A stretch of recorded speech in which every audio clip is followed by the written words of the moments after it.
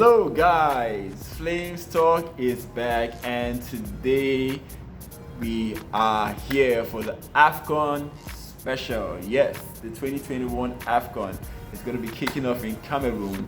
I have a couple of guys who are going to be joining me on the show. We are going to be analyzing the games that are coming up.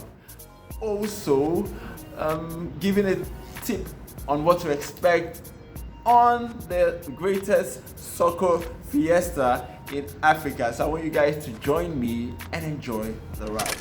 Good to have you back on Flames Talk on Flames TV, and it's a very exciting period right now. We are in the moment of soccer in Africa.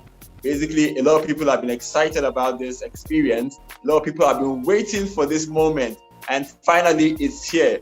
We're going to be talking about Afcon 2021.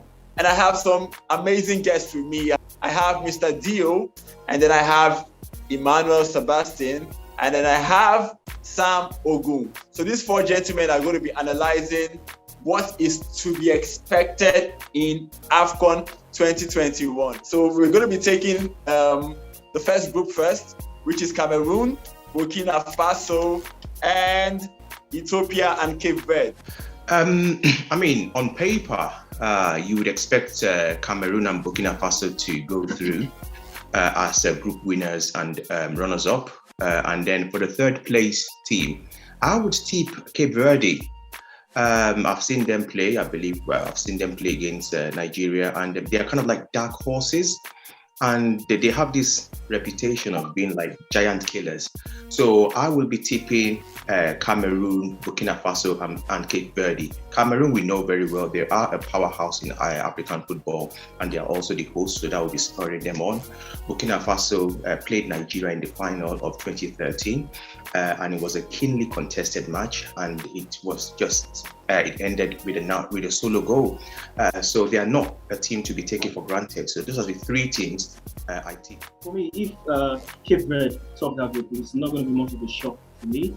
You know, when you talk about shock, I tell you, wanted to mention Ethiopia because that might be, the shock for me. But that would be the shock, right? Yeah, that would be the shock for me. But to be honest, if you ask me, my top two picks for me in that group could be the two teams who open. But the Cameroon, the thing about that group is that the Cameroonian team is not what it used to be. They don't even have any big stars. Or do they, Mr. Sam? And they're big stars in the Cameroonian team. I mean, they've got plenty of stars, they've got people like Toko Ekambi, but I think I'm quite worried for them. I think the pressures of them hosting the tournament might be a bit too much for them this year.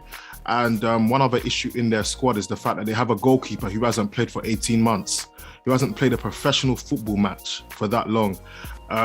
So it could be quite worrying for them. They do have some talent in the squad, which I think that might be able to get them out of the group because, if you look at the other groups, they haven't really got any tough teams in there.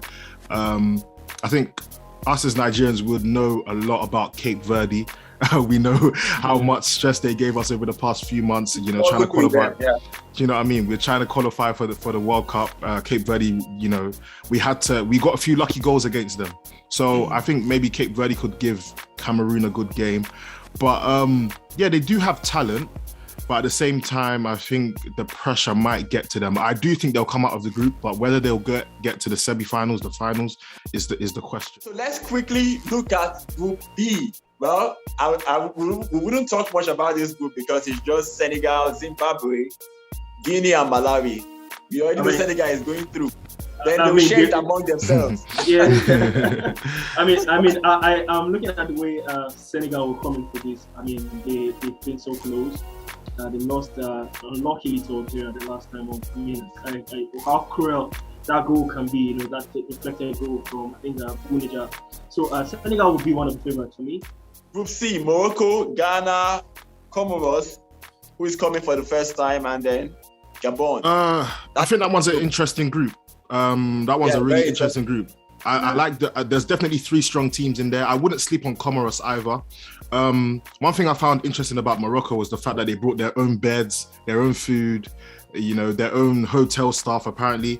I'm not sure how much that's going to influence their performances, but it kind of just shows the mentality they have amongst the squad that they're here and they mean business. So I think, with stars like Hakimi there, Enya Siri, they're gonna. I think they will be strong favourites to finish top of that group. Ghana, obviously they've not been as great in recent years, and they're one of our rivals, so I don't want to speak too highly of them. But they do have some young talent in the squad. Afena Jean, he's been playing under Mourinho for the past year. They have a player who was player of the tournament at the under-17s Africa Cup of Nations. They've got Andre Ayew, who out of all active players has the most goals at the Africa Cup. So they have people in that team that can win them games. So I wouldn't sleep on Ghana either. Gabon, on the other hand, I think it just kind of all depends on whether they get the Aubameyang that we all know and love. They get the Aubameyang that we've had in recent months, is going to be a serious issue for them. They need that goal-scoring Aubameyang who's just going to, find space and just get goals out of nowhere. If he does the job for them, then they could be surprised, maybe finish second in that group and be one of those surprise teams to go through. But if I had to pick a top two, I'm just going to go for the favourites, which is Morocco, Ghana. Oh, we're not going to talk about Nigeria now. We leave Nigeria for the last. Okay, so let's go to Group E. Algeria, Sierra Leone, Equatorial Guinea, and Ivory Coast. I think we also have to state that Algeria is coming into this tournament unbeaten for, I think, about 38 games. Yeah, they have a long streak. So that's a very remarkable achievement going into Afcon. It's something good to see that. Without winning streak end. I see it coming to an end. It could come up against Ivory Coast.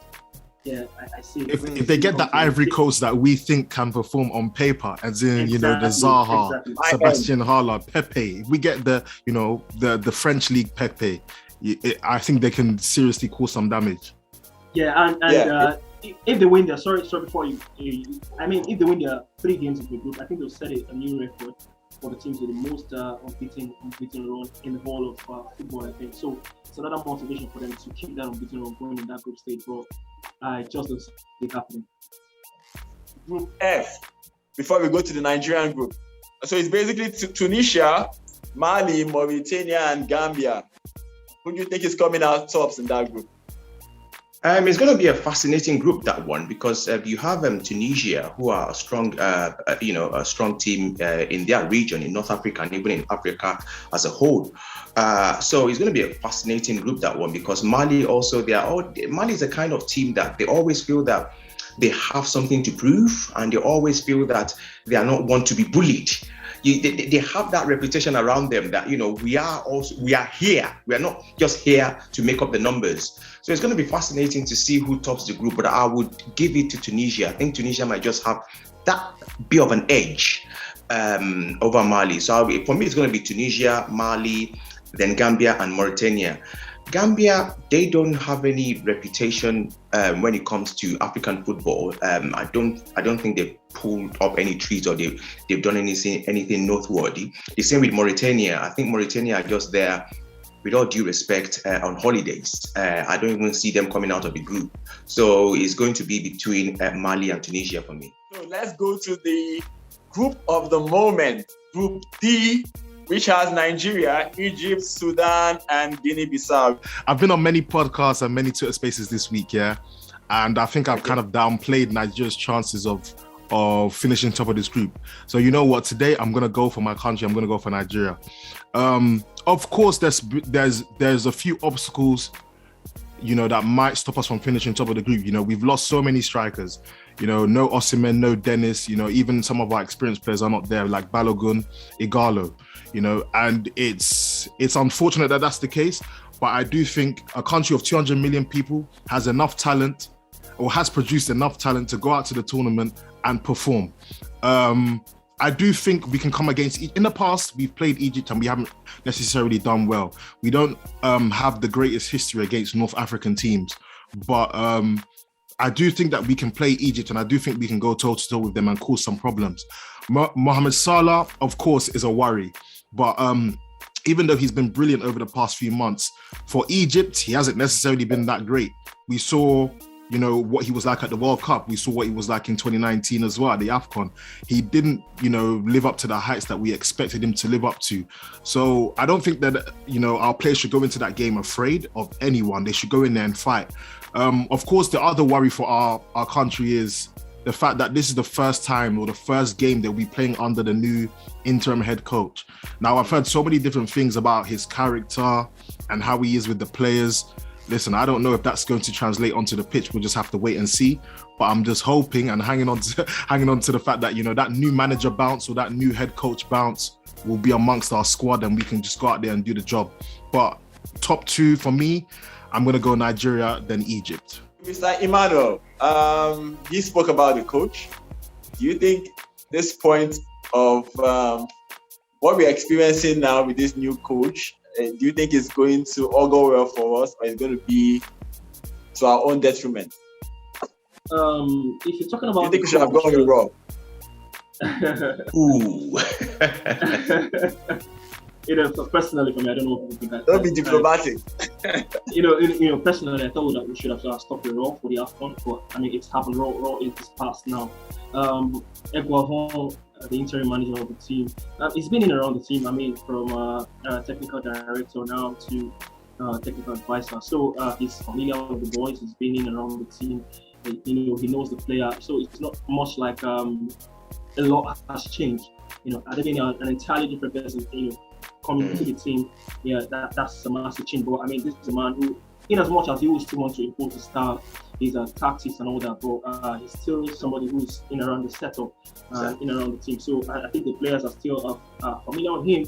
But from what I've heard, training has been intense compared to what we have again. I mean, the whole team was, you know, shut up, was down, confidence was low, despite, you know, the result that we've been getting on the road. So I think the mood in camp is vibrant. Eguavon has done all he can so far to try and harmonize the team and put them together. So we saw the practice game they played against Porto Sport. I mean, we won 2-0. So good game. Good, at least we've seen, in as much as we have the privilege to watch the full game, we've seen the guys got a run out, you know, played some football games and see what they can do and what they can come up with in the Afcon. But Nigeria heading to that. I love the fact that they are playing Egypt for our first game. I really love the fact that we are getting to play Egypt first. A lot of people might disagree with me. You know, why not Guinea-Bissau, get that over with Sudan? But I love the fact that we're playing Egypt first. And let's see, you know, how we can match up.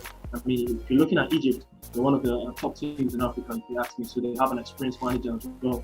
You know, they have you know, Mo Salah, in as much as Mo Salah is the only A-list player in that team. They have a couple of players as well, but you know, the talk of Egypt is Mo Salah and all that.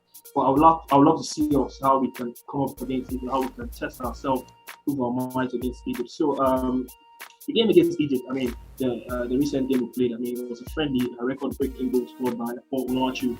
So I hope we'll be able to get one over Egypt this time around. But for Sudan and Guinea-Bissau, I don't think they'll pose enough of it. Those are teams, Nigeria, anytime, any day, should be getting one over. So we just need to get a good result against Egypt and, you know, Sudan, Guinea-Bissau. I don't think that will pose much of a threat for Nigeria. So Nigeria, Egypt for me, we might just go out to stop the group. That might be shocking to a lot of people. We might just score to stop the group. In as much as our preparations for the spreads have been lackluster, but there's this thing. It's just this thing I just feel that might give us a good run in the tournament. I don't know. Or we might just want to stop the group. So Nigeria, Egypt for me. Guinea-Bissau, Sudan, not a threat. Okay, so Mr. Dio, are you going for the same prediction, or you're going to go differently? Yeah, I mean, absolutely. Nigeria and Egypt are the firm favorites to come out of that group anyway. I think there's this fear of Egypt at the moment, which for me is a little bit misplaced. When you consider our head-to-head record with Egypt, I think we actually have a favorable. I think we've won more games in our head-to-head record. I haven't got the numbers in front of me, but I think we've won more games against Egypt. So against Egypt particularly, our record is good. And even the last 3 games we played, the friendly and then the 2 Afcon qualifiers, we had 1 win, 1 draw, and 1 loss. So it's not a team for me that gives me sleepless nights, to be quite honest with you. Not Egypt. It could go either way. I like Sebastian said, I'm also quite happy that it's the first match. I think it's fascinating that it's going to be the first match, because it's going to be very pulsating, it's going to be very exciting, it's going to be very fantastic for even the neutrals. So it's one match I'm really looking forward to. But I don't really see why we should have any sleepless nights against Egypt. Apart from Salah, I don't think they have a lot of eye-catching stars like that. And yes, initially when Gernot Rohr was discharged, there was chaos that engulfed the team. But just like Sebastian rightly said, in the past few days, I have also been very happy with the vibe I've been seeing, or I've been reading about perhaps, and also been seeing actually on social media about how the training is going on, and about the camaraderie and about the determination. And again, we read something on the media that I think the government has released funds to make sure that the players are going to be paid on time.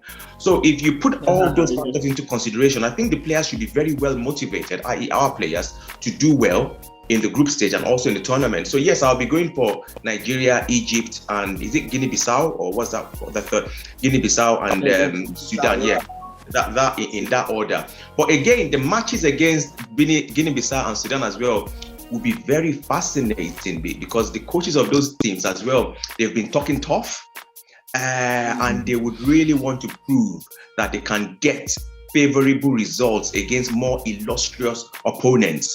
And I wouldn't really want to bet against the odd upset. I mean, if you go into tournament, when we go into tournaments and everything falls out the way it should fall out, the way it should plan out, i.e. Brazil wins, Germany wins, England wins, blah, blah, blah, then there's no fun. So what I'm trying to say is we should expect the odd upset here and there. That is when stories are made. I just hope it's not going to be at the expense of Nigeria, but I suspect that Sudan and Guinea-Bissau, they have some tricks up their sleeves. Fantastic. So, but I don't know. This is the first time that we don't have a potent striker up front.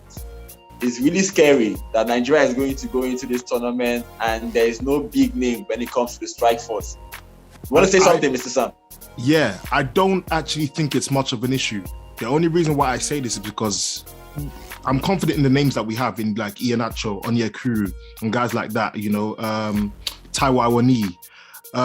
But even when you look back to when we won the trophy in 2013, Sunday Umba, who scored the goal for us in the final, had never played outside of Nigeria before until after that tournament. So I wouldn't sleep on the guys who you may not consider the big names, because those are the guys that actually might go in there with no pressure, nothing to lose, and be the ones that will carry us through that tournament. And just to build up on that, I think that is the kind of attitude that Eguavoen is trying to imbibe in the players, to go out and play with freedom, to express themselves, to go and play with verve.